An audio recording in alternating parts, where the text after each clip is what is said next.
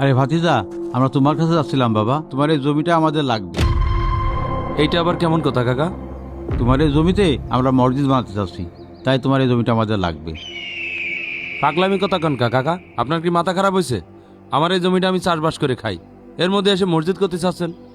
সব জায়গায় মসজিদ করলে দেশের লোক চাষবাস করে খাবে কোথায়? দেখো বাজান, আল্লাহর ঘর মসজিদ বানালে অনেক সোয়াব হয়। এই রাখেন আপনার হাদিসের বাণী। আমি কি এলাকার জমিদার যে আপনি চাইলেন আর আমার জমি দিয়ে দেবো? শোনেন কাকা, এই জমি চাষ করে আমার সংসার চলে। এটা মসজিদে দিলে সোয়াব হবে, তাতে কি আমার সংসার চলবে? কিন্তু মসজিদের জন্য জমিটা খুবই দরকার, এতে আমাদের সবারই খুব উপকার হতো। আমাদের মসজিদটা মেন রাস্তা থেকে বেশ দূরে। বর্ষার সময় এই কাঁচা রাস্তাটা পানিতে ডুবে যায়। মুসল্লিদের নামাজ পড়তে আসতে অনেক কষ্ট হয়। তাই বলছিলাম, তুমি যদি জমিটা দিতে। আচ্ছা কাকা, একটা কথা বোঝেন না কেন? আমার বাপের বিঘে বিঘে জমি নেই যে আপনি চাইলেন না দিয়ে দেবো। আপনার অন্য জায়গা দেখেন, বুঝছেন? আহা দাঁড়াও, তোমাকে দান করতে হবে না। মিঠু ভাই, আপনি একটু ভালো করে বুঝাই বলেন না। ভাতিজা, মসজিদের জমিটা আমরা কিনেই নেব ইনশাল্লাহ। আমার একটু ভুল হয়েছে, কথাটা আগেই বলার দরকার ছিল। দেখেন মিঠু কাকা, আমি জমিটা বেচবও না, আমি দানও করব না। বলছি সুমন ভাই, জব্বার কাকা মাঠে জমিটা তো বিক্রি করে দেবে, আপনি এই জমিটা বিক্রি করে জব্বার কাকার জমিটা কিনে নেন। আপনি জানেন তো জব্বার কাকার জমির ফসল কতটা ভালো হয়। সুযোগ একটা পাইছি, দান মারলে খারাপ হয় না। দাও বাবা দাও, তোমার এহকাল এবং পরকাল উভয়কালে শান্তি হবে ইনশাল্লাহ। আচ্ছা, আপনারা যখন এত করেই বলছেন, আমি আর না করছি না। আমি জমিটা বিক্রি করব মসজিদের জন্য। আলহামদুলিল্লাহ। তা বাবা, এখানে তো 8 লাখ টাকা করে শতক চলছে, তো তোমাকে কত দিতে হবে? মসজিদের জন্য নেবেন তো যান, 10 লাখ করে দিয়েন।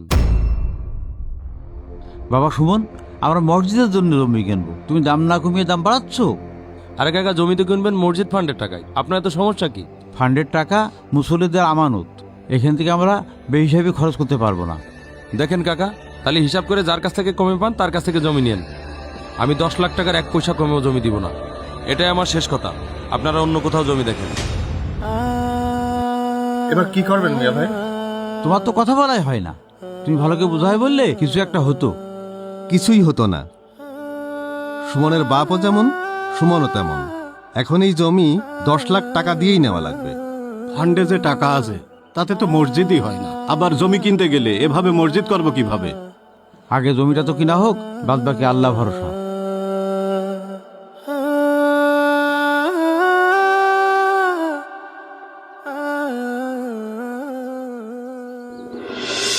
চেয়ারম্যান সাহেব, একটা গুরুত্বপূর্ণ বিষয় নিয়ে আপনার কাছে আসছি। আমার কাছ তো সবাই গুরুত্বপূর্ণ কাজ নিয়ে আসে, আপনাদের আবার কি হলো বলেন শুনি।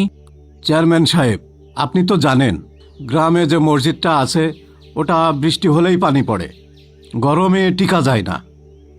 ভালো কোনো সাউন্ড সিস্টেমও নাই, ইমাম সাহেবের কণ্ঠও ঠিকমতো শোনা যায় না। আমরা চাইছি রাস্তার পাশে একটা পাকা মসজিদ করতে। মসজিদের জন্য জায়গাও ঠিক হয়ে গিয়েছে, কিন্তু জমির মালিক জমির দাম অনেক বেশি চাইছে। তো আমি এখানে কিভাবে সাহায্য করতে পারি? আপনি সুমনকে ফোন দিয়ে জমির দাম একটু কমাতে বলেন, ওখানে তো জমির দাম অত না। আচ্ছা ঠিক আছে, আমি সুমনের সাথে কথা বলে দেখি। আর বলছিলাম চেয়ারম্যান সাহেব, আমরা চাই আপনি আমাদের পাশে থাকেন, আমাদের একটু সহযোগিতার হাত বাড়িয়ে দেন। চেয়ারম্যান সাহেব, মসজিদের ফান্ডে 15 থেকে 20 লক্ষ টাকার মতো আছে। আপনি বাদ বাকি যদি। না মানে, এই মুহূর্তে আমার পক্ষে এত টাকা ডোনেশন দেওয়া সম্ভব না। আপনারা তো জানেনই সামনে ইলেকশন, আমার একটা খরচ আছে না। চেয়ারম্যান সাহেব, আপনি যদি আমাদের পাশে থাকেন, আমরা সর্বদাই আপনার সঙ্গে থাকবো ইনশাল্লাহ। আর এই মসজিদ থেকে কেউ যদি হেদায়েত পায়, সেটা কি কম সওয়াবের হবে? চেয়ারম্যান সাহেব, এটা শুধু মসজিদ না, এটা ভবিষ্যৎ প্রজন্মের ইমানের ঘর। আমাদের এলাকায় দেখেন একটা ভালো মাদ্রাসা নেই, মক্তবটা যদি ঠিকমতো চালু না থাকে, আমাদের এলাকার বাচ্চারা দিন শিখবে কোথা থেকে? আপনি নিশ্চয়ই চান না আমাদের সমাজ থেকে নীতি নৈতিকতা উঠে যাক, দিন শিক্ষা উঠে যাক। আল্লাহর ওয়াস্তে আপনি আমাদের মসজিদ বানাতে সাহায্য করেন। আচ্ছা ঠিক আছে, আমি মসজিদের জন্য 20 লক্ষ টাকা দিলাম। আলহামদুলিল্লাহ। আর জমি নিয়েও কোনো ঝামেলা থাকবে না। আমি আজকেই সুমনের সঙ্গে কথা বলে জমির সমস্যার সমাধান করে দিচ্ছি ইনশাল্লাহ। আলহামদুলিল্লাহ। আচ্ছা আসি তাহলে। আচ্ছা ঠিক আছে, আবার আসবেন। আসি, আসসালামু আলাইকুম। সুমন, এই নাও তোমার টাকা, এখানে 50 লাখ টাকা আছে, তোমার টাকা তুমি বুঝে নাও। সব ঠিকঠাক আছে তো? আরে বাবা হ্যাঁ, তুমি কোনো বুঝে নাও।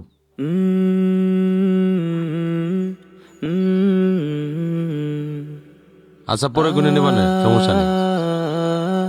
মৌরি কই? আসসালামু আলাইকুম। ওয়ালাইকুম আসসালাম। এই তো মৌরি সাহেব চলে এসেছেন। ভাই আসেন, বসেন এখানে। সরি, আমার একটু দেরি হয়ে গেল। আরে সব কাজে দেরি করতে নেই ভাই, লেখেন, কাজ করেন। জি, কি লিখবো? লিখবেন, এই জমি আমি বিনা অর্থে বিনা শর্তে এই মসজিদের জন্য দান করে দিলাম। মানে কি? এটা কি ধরনের কথা? এত কষ্ট করে টাকা জোগাড় করলাম, তুমি ব্যাগ ভর্তি টাকা নিচ্ছ, লেখার সময় কেন মিথ্যার আশ্রয় নেওয়া হবে? কাকা, আপনাদের মিথ্যা লিখতে হবে না, আমি সত্যি জমিটা মসজিদের জন্য দান করে দিচ্ছি। তাহলে তুমি আগে থেকে কথা বলনি কেন?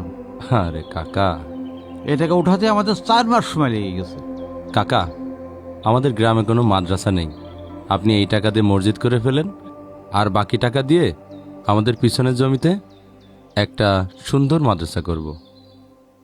টাকা যা উঠেছে আশা করি মসজিদ এবং মাদ্রাসার কাজ হয়ে যাবে, নতুন করে কারো কাছে হাত পাততে হবে না। এটা ভালো হলো না কাকা? মাশাআল্লাহ, তোমার কত উত্তম পরিকল্পনা ছিল। আমাদেরকে ক্ষমা করে দিও বাবা, আমরা তোমাকে নিয়ে কি না কি ভেবেছিলাম। আল্লাহুম্মা গফিরলি। কাকা, আমি আপনাদের সন্তানের মতো, আর আপনি আমার কাছে ক্ষমা চেয়ে আমাকে লজ্জা দিবেন না। বাবা, আল্লাহ তোমার জানমালের বরকত দান করুন এবং তোমার সম্পদ আরো বাড়িয়ে দিন। এই মৌরি সাহেব লেখা শুরু করেন। লেখেন। la la la la la la